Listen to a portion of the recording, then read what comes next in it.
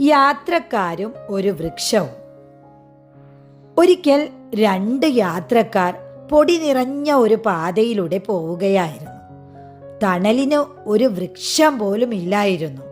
വെയിലാണെങ്കിൽ അതികഠിനം. യാത്രക്കാർ തളർന്നു വലഞ്ഞു. അപ്പോഴാണ് ധാരാളം ശാഖകളുള്ള പടർന്നു പന്തലിച്ച ഒരു മരം അവരുടെ കണ്ണിൽ പെട്ടത്. അവർ അതിൻ്റെ തണലിലിരുന്ന് ക്ഷീണം തീർത്തു. കുറച്ചു കഴിഞ്ഞ് ക്ഷീണം മാറിയപ്പോൾ അവരിൽ ഒരുവൻ പറഞ്ഞു, "ഈ മരത്തിൽ പഴങ്ങളൊന്നുമില്ല. ഉപയോഗശൂന്യമായ മരം. ഇത് വെട്ടിക്കളയുകയാണ് ഭേദം." മരത്തിന് ഇത് കേട്ടപ്പോൾ ദേഷ്യം വന്നു. അത് പറഞ്ഞു, "നന്ദിയില്ലാത്ത മനുഷ്യ, എൻ്റെ തണലിലിരുന്ന് ക്ഷീണം തീർത്തിട്ട് എന്നെ കൊണ്ട് ഉപയോഗമില്ലെന്നോ? ഉടനെ സ്ഥലം വിട്ടുകൊള്ളുക." നന്ദിയില്ലായ്മ മറ്റുള്ളവരുടെ ദേഷ്യം ക്ഷണിച്ചു വരുത്തുന്നു.